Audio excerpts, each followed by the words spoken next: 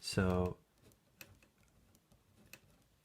I need to calculate what is the momentum of the system at 0 seconds. So at 0 seconds, I've got a 3 kilogram object headed towards the right at 5 meters per second.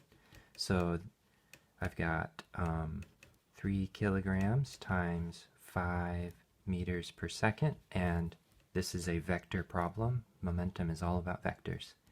So it's in the I hat direction. We'll say I hat points toward the right, like the x direction, positive x direction. So that means that this momentum, which is also part of the system momentum, it's this momentum plus this momentum, but this momentum is inherently negative because it's headed leftward in the x direction. So it's 1 kilogram times 10 meters per second, which is, I'll cut to the chase, 10 kilograms meters per second. This is in the minus I hat direction.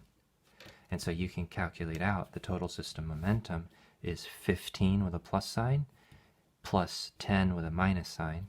So this is overall 5 kilograms meters per second I hat with a plus sign.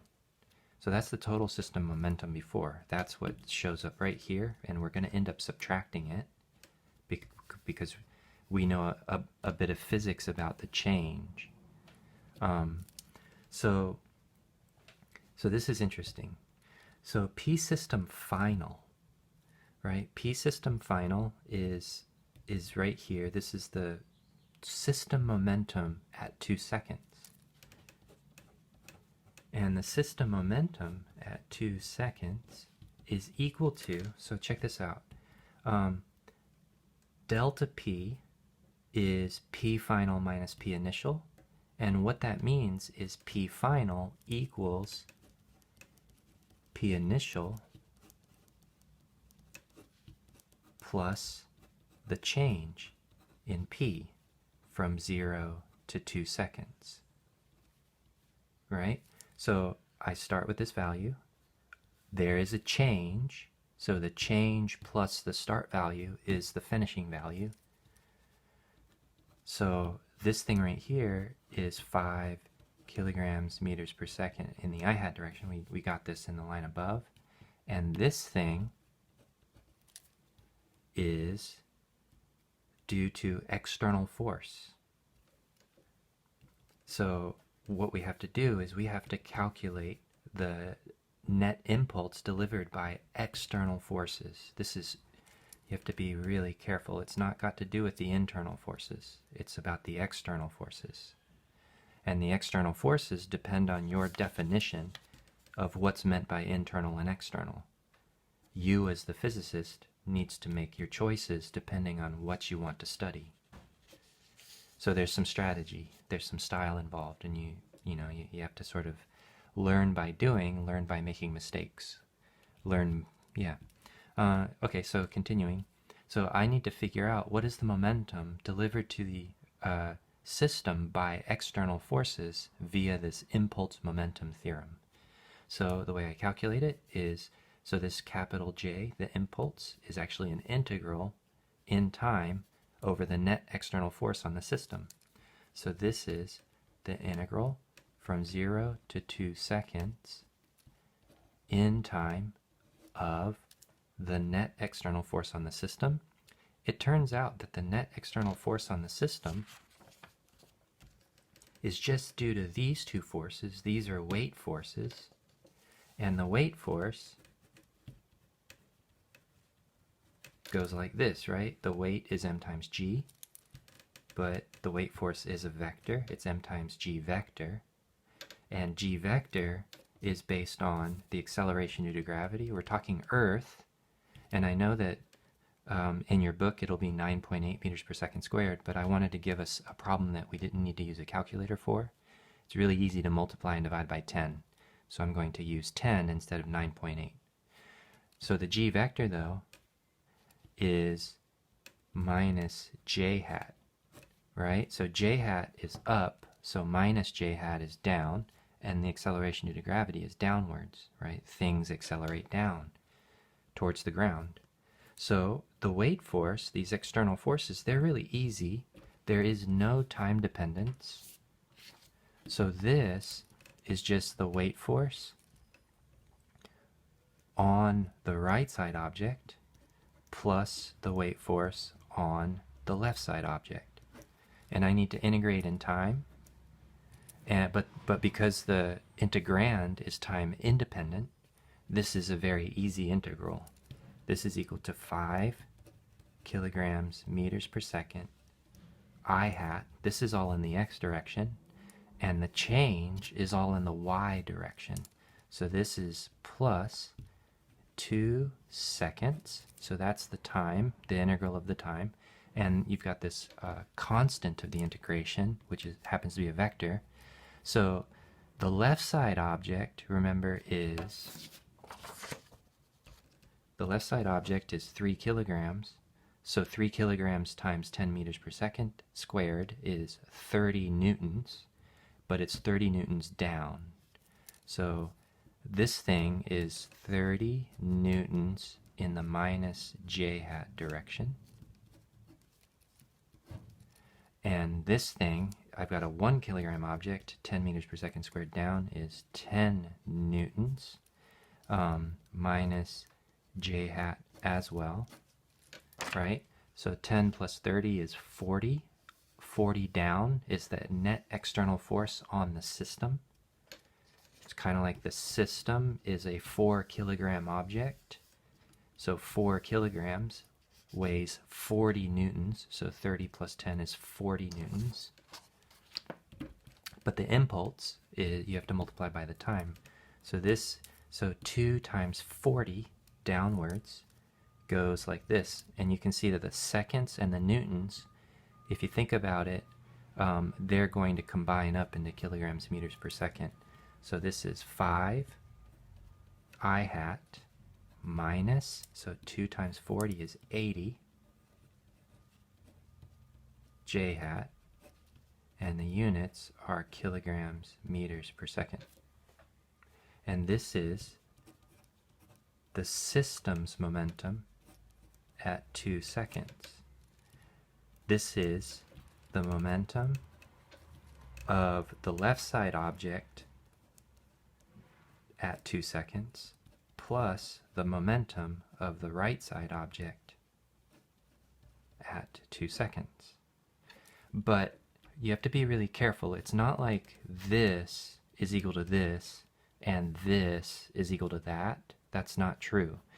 What is true is whatever this is and whatever that are, when you add them, whatever this is, whatever this is, if you add them together as vectors, the combination is this value up here. But you can see something interesting. The difference between the system's momentum at 0 seconds and the system's momentum 2 seconds later is only in the y hat direction, and that's because gravity only gave the system, or the force due to gravity only gave the system momentum in the y direction, didn't change the momentum in the x direction. The original problem started out saying we're talking about the momentum of a system, and I've told you what happens to the momentum of the system. The momentum of the system only changes in the y direction. The x direction didn't change. But what is the momentum of the left side, and what is the momentum of the right side? Right? So the way we're going to have to figure this out is we're going to have to go and split the system up. We're going to have to think internal to the system. So we go into the system. If I want to know details about being internal to the system, I need to go inside the system. It's interesting to note that all of this kind of stuff was not thinking internal on the system. We were thinking more about the system as a whole. Okay, so so our original goal was kind of to get to what's happening to the left side particle 2 seconds after they start off, and what's happening to the right side particle 2 seconds after they, what's happening to the right side particle 2 seconds later, what's happening to the left side particle 2 seconds later. And in between the 0 second and the 2 seconds was some sort of a process that includes a collision whose details, other than it being elastic, we don't know. So it's pretty interesting that the physics is powerful enough such that we don't need to know very much about what happens inside, but we can say something very definite. We can make predictions regardless of our knowledge inside. But let's now go inside. So, elastic.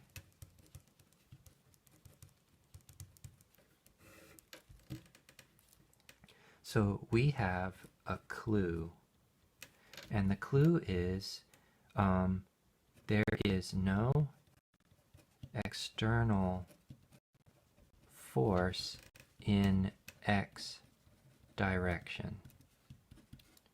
What this means is that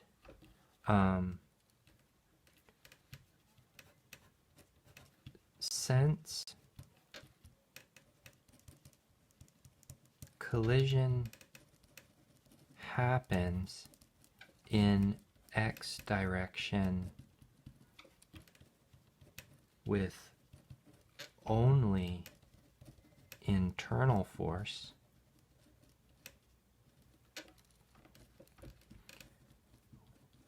we can just use one-dimensional collision simple momentum conservation to solve the x direction problem.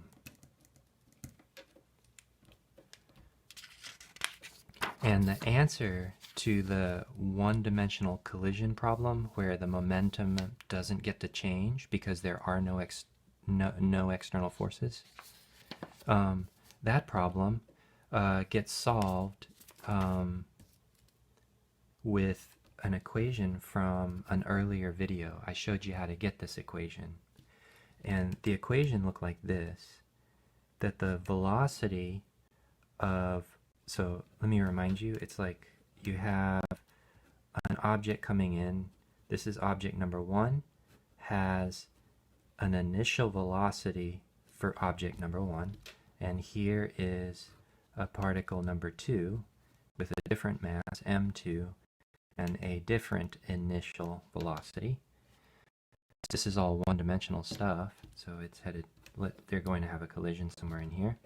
It turns out that V final for number 1 has a pretty crazy formula. It goes m1 minus m2 quantity times, you can probably tell that I'm reading off of some notes because who the hell remembers this kind of stuff? I went and just looked it up again, even though I can spend 40 minutes re-deriving the thing, I can't remember. I mean, there's no point, right? Derive it once, remember some details, and then always know you can go look for it. So m1 minus m2 times v1 initial, and then plus 2m2 v2 initial, all divided by the total system mass. There's a similar equation for number 2's final velocity. But yeah, anyways, real quickly, m1 times v final 1 is p final for number 1, right? Like, you just take the mass and multiply on the velocity, and you'll know the momentum in the final state. So that's kind of like, what is the momentum of the left side particle at the final time? What's the momentum of the right side particle at the final time? It's just m times the velocity at the final time. So this equation was written in terms of a 1 and a 2, right? But we have our problem written in terms of a left and a right.